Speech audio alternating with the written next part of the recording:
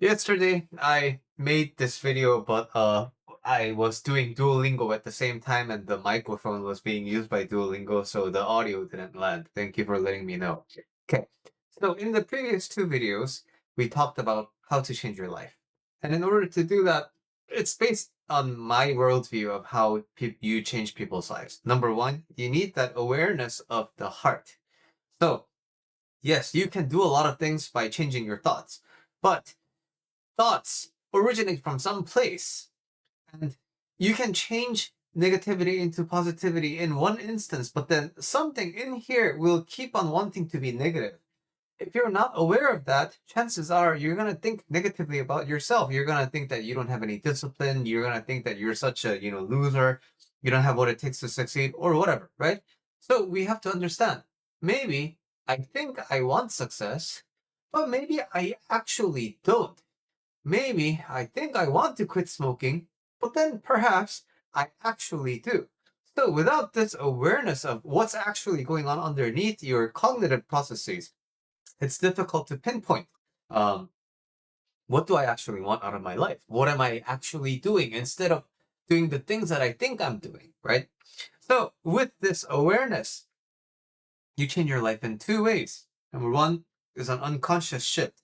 The benefit of that is you don't have to do anything. It's just an instant shift. But it's less reliable. You can't do it on command because the unconscious is a little bit difficult to access, right? So you can't rely your life on life-changing events. You want to be the driver of your own life, right? So the second method is sustained practice over a long period of time. Sustained practice of voluntary, humanly possible challenges. This is what makes actually reliable change in your life. But the thing is, it's hard. And, that's precisely the topic of today. It's hard. It's hard to change your life, right? And it's hard to observe yourself over a long period of time. So this is the minimum requirement of change, whether you want to or not. If you don't smoke for 3 years, chances are you have quit smoking, regardless of whether you want it or not. So, seen in this way, your feelings and how you feel, how you think, is less important. What's actually important is that you do the things required of the change, right? So, you want to be somebody who exercises regularly. So, if you exercise every other day for 3 years, guess what? Whether you want to or not, you become the person who exercises. But, you know, if we're just talking about the minimum requirements, it's simple. But life isn't just about minimum requirements. Because let's think of it this way. I can walk 50 feet, right? So, does that mean I can walk to New York City? Theoretically, I live in California. I live in Los Angeles. Theoretically, I could walk to New York City, but it won't be that easy, right? But as long as I don't give up, I will eventually land in New York City. But a more accessible way to do that is riding an airplane. I can swim 50 feet. So, does that mean I can swim to Hawaii?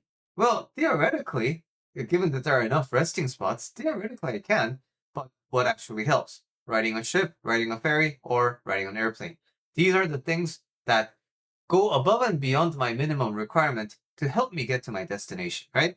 So, today, I want to talk to you about the actual aid. What helps you in you getting to your destination? So, this is something called reframing. Reframing comes down to just changing your thoughts. Didn't I just say that that's less effective because it doesn't do anything about the, underneath the thought processes? Yeah, in some way it is. But it's important to actually understand reframing correctly so you know its efficacy and you can apply it to your life. Reframing is based on this fundamental truth. And I need to give you a little bit of theory first. And this is a little theory of Buddhist philosophy. Any quality to anything is ascribed by context. Without a context, nothing can have any quality. So, this card, is it big or small? Compared to this remote control for my fan, it's slightly bigger. But compared to this checkbook, it is smaller. So just by this just by itself, is it big or small? This just by itself, is it blue or is it white? Well, compared to this, it's both blue and white. But what if I gave you this? Well, this is all blue compared to the, all the white space in here. So it seems like maybe this is a little bit bluer, and the two tones of the blue are a little different, right? So just like this. And what if I'm in a dark room? I can't tell, right? Any quality is ascribed by context. Any quality is defined by context. Without context, there is no quality. This does not just stop at physical objects. This applies to other things as well.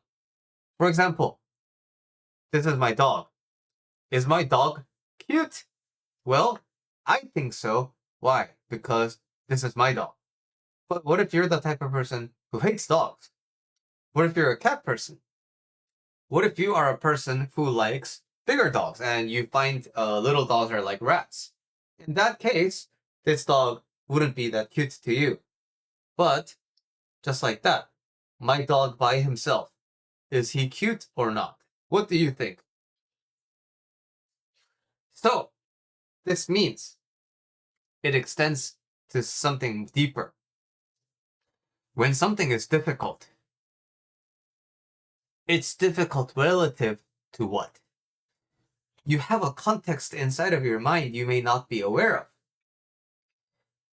So, you get fired from your job. This feels bad, right? But it feels bad because of what? Context. What unconscious context do you have such that it makes being fired from your job bad? Because bad things, because something being bad depends on context. That means the same event, given a different contextualization, can be a good thing. So, my dog, unfortunately, he is experiencing early signs of dementia. That seems bad. But compared to a sudden accident where he is significantly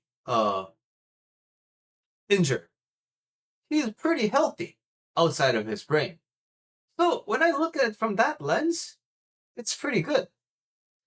My dog is 13 years old. So a lot of dogs don't see age 13. So seen in that lens, pretty good. My dog had a genetic condition that was supposed to kill him before age 5.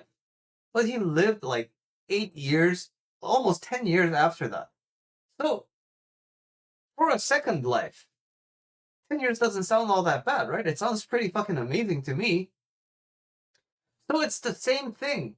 It's the same event, my dog having dementia. But you can contextualize it in a different way. This means, as you do your sustained practice, there will be times it feels challenging and difficult. Why? The whole point of it is to do voluntary, humanly possible challenges, right? So you will be tempted to not do it. You will be tempted to want to give up. But this challenge can also be recontextualized so that it makes the work a little bit more intrinsically motivating for you, right? If I think of this as something pointless and I'm doing this because Billy says this is good, then there's no my inner will involved. And of course, when you're doing something that somebody else tells you to do, I would fucking hate that as well, right? But if you turn it into something that you want to do for your life, you want to verify if this Billy guy is right or wrong. So if you find that this Billy guy is wrong, you can come and kick my ass. So if you really want to do that, now it becomes a quest that's driven and motivated by you. So, just like this, Having a proper understanding of contextualization gives you the ability to actually reframe in a meaningful way that's not just head tricks. Because the case I was talking about before, no, I'm going to choose to think about this positively. This assumes a negative situation has happened, but I'm changing my thoughts so that I view it as positive. No, proper reframing is understanding that bad is a quality ascribed by context. There's no such thing that is bad in isolation in a vacuum. There's no such thing that's good in isolation and in a vacuum. The more you understand this, the easier it becomes to change your life. But it's difficult to do this for things that are not as simple as this. Suppose you have an experience of abuse. Suppose you have an experience of bullying. Suppose you have an experience of being neglected by your parents. It'll be very different. It'll be very difficult to think of those things as not bad things. So, part of your challenge, ironically, will be to think about how the fuck can this be a good thing? Or better yet, how the fuck can this not be a bad thing? Just by keeping that thought, just by continuously searching for the answer to that. And if you can reframe it so that, oh my god, what I thought was so life-definingly bad for my life was bad because I contextualized it that way. This will be very hard, but this will be the most meaningful discovery you will ever do in your life. And after that, contextualizing into a good thing is going to be easy peasy. So this is the catalyst for changing your life.